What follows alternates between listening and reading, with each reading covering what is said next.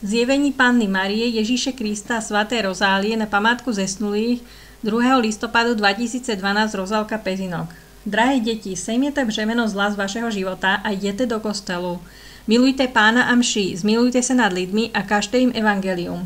Som ráda, že mne milujete. Mária Evie, 2. listopadu 2012 Ave Maria Pezinok.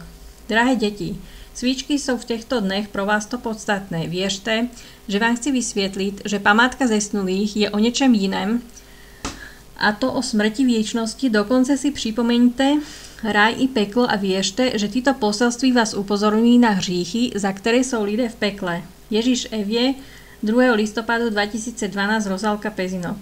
Drahé deti, sladká Panna Mária je ve vašem srdci i skrze poselství a přes víru předky, jejich památku si uctíte ešte v následujúci dni. Spomínejte a viešte, že vás obdaří moudrostí a silou do života přes radosné spomínky.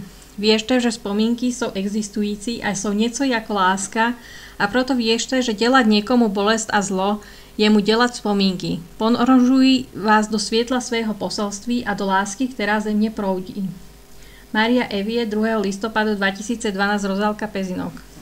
Drahé deti, smíte nahlédnout do mojej kaple a vidieť môj obraz. Vidím ho i ja, aj sem tady s Evou a miluj vás.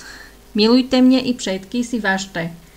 Zapalte im svíčky a přineste ozdoby a kvietiny. Miluj svého otce a vím, že on je také jen človek. Rozália Evie, 2. listopadu 2012 Rozálka.